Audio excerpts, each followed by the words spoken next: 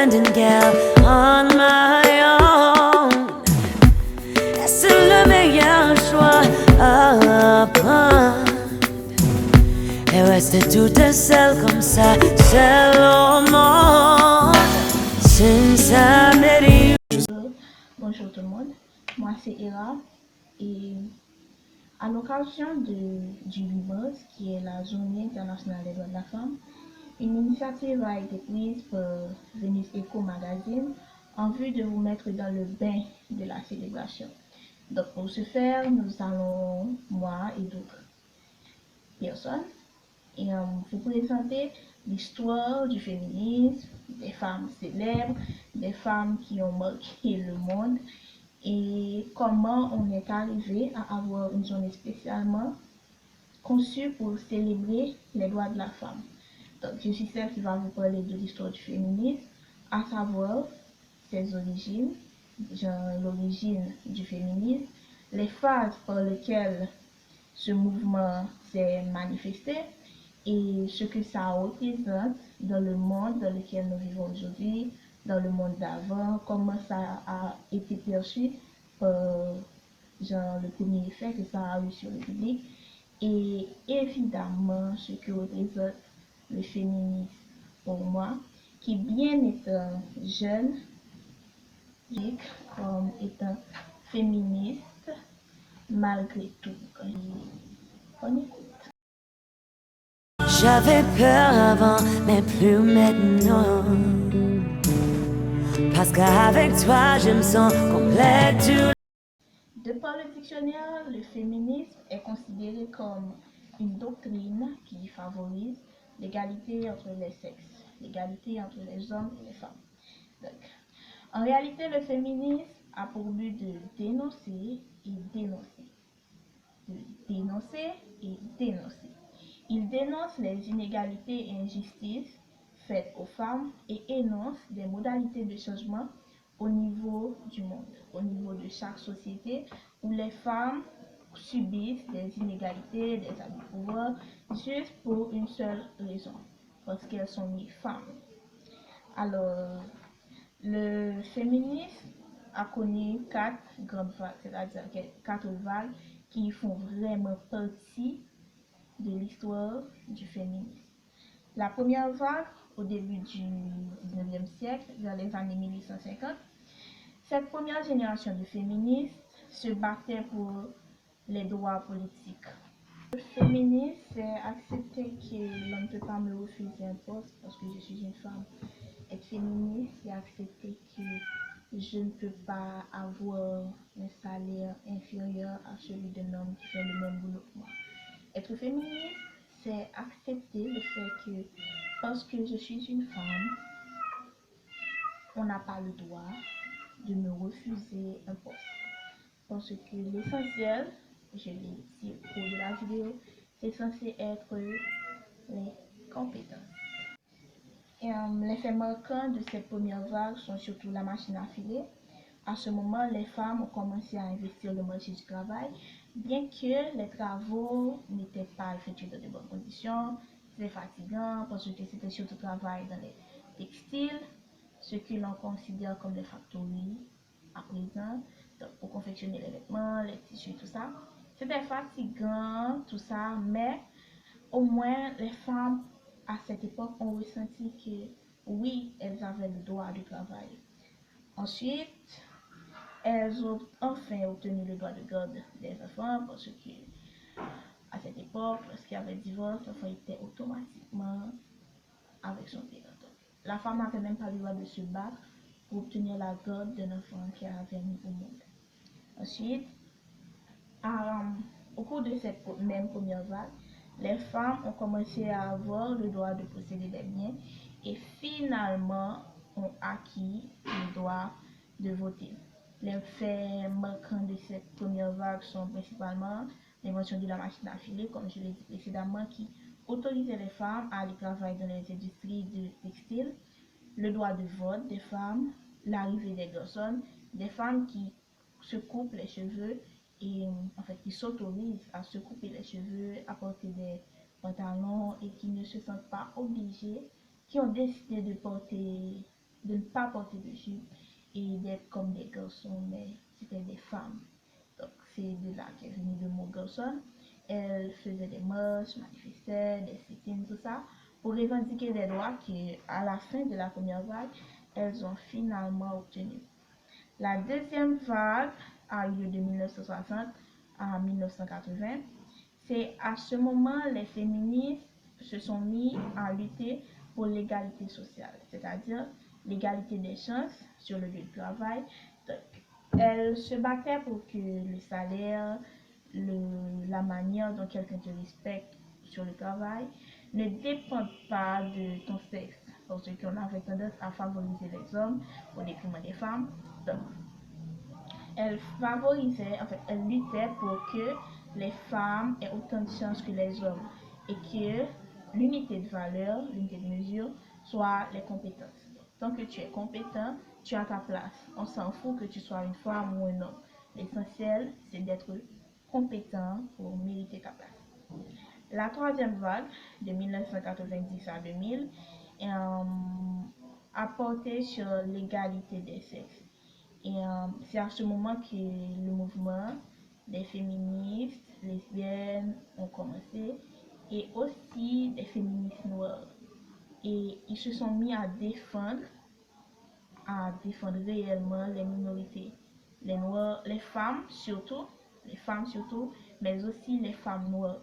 Parce que à cette époque, en plus d'être femme, c'était un problème, parce que la société était machiste, mais le problème était qu'il y avait des femmes qui, en plus de subir l'inégalité du fait qu'elles sont femmes, subissaient également l'inégalité du fait qu'elles sont noires. Alors à l'époque, c'était surtout le combat des femmes noires.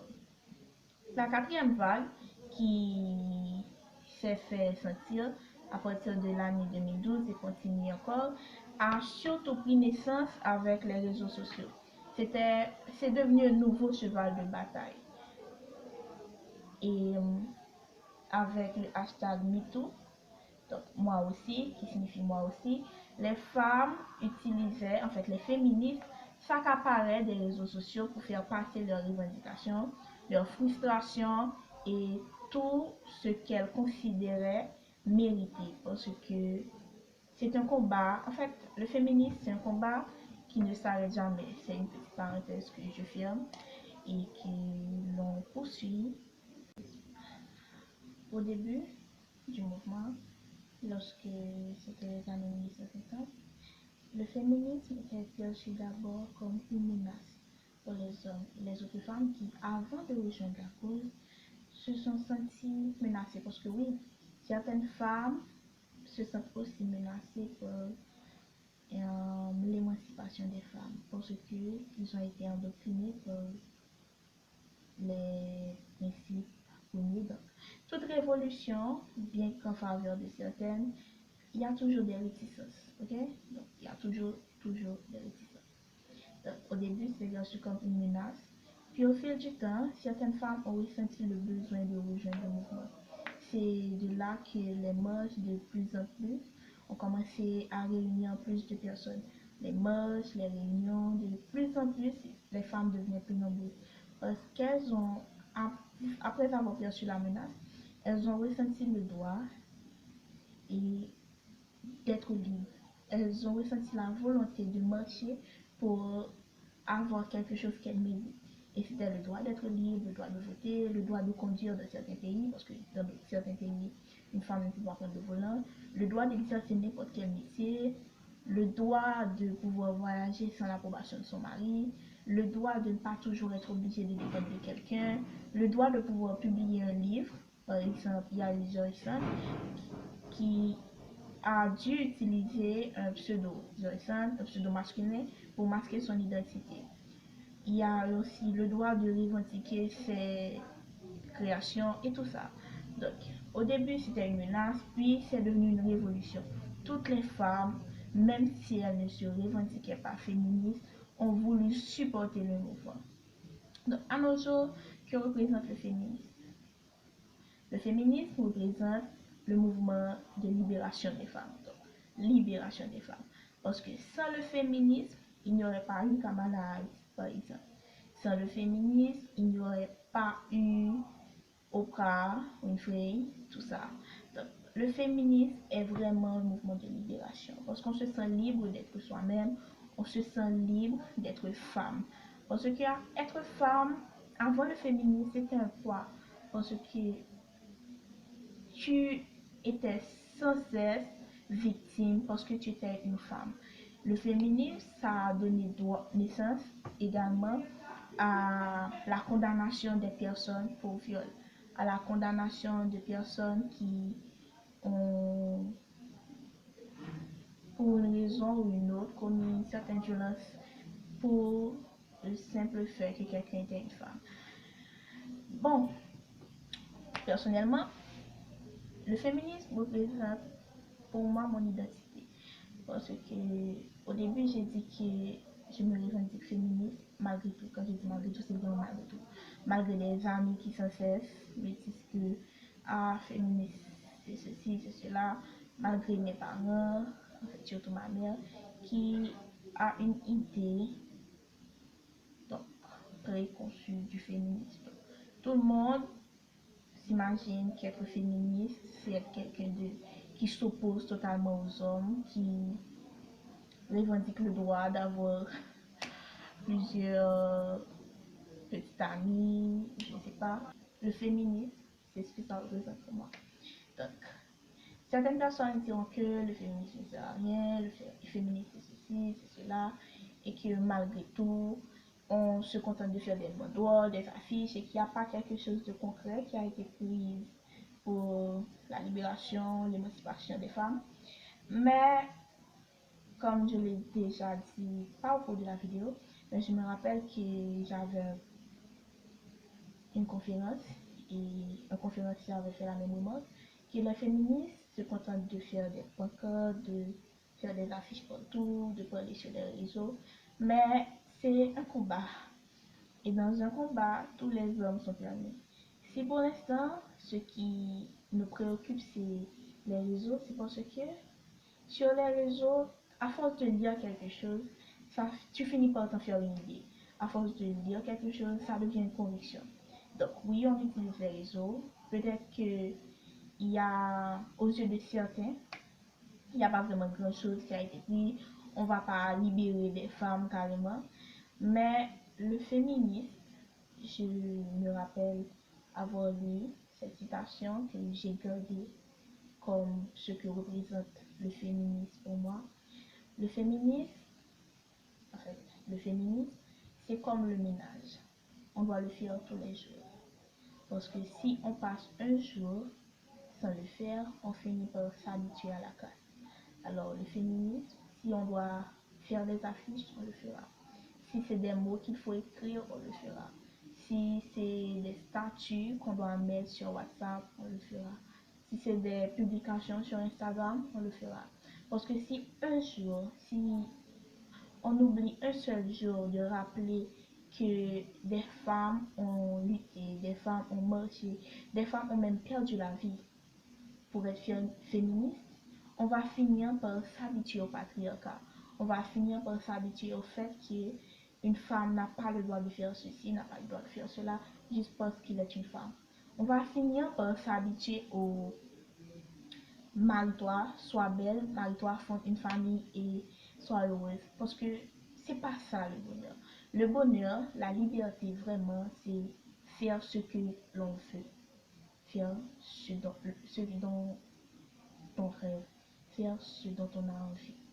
Et contrairement à une idée que certaines personnes ont, le féminisme n'empêche pas quelqu'un, en fait une femme, de se marier et d'avoir des enfants. Non. Si c'est ce qui te rend heureuse, marie-toi et des enfants et arrête-toi là. Mais c'est seulement si c'est ce qui te rend heureuse. Parce qu'il n'y a rien ni personne qui doit t'obliger à te marier et à avoir des enfants pour que tu sois heureuse. C'est à toi de décider qu'est-ce qui fera ton bonheur. En fait. Merci. C'est tout. À la prochaine.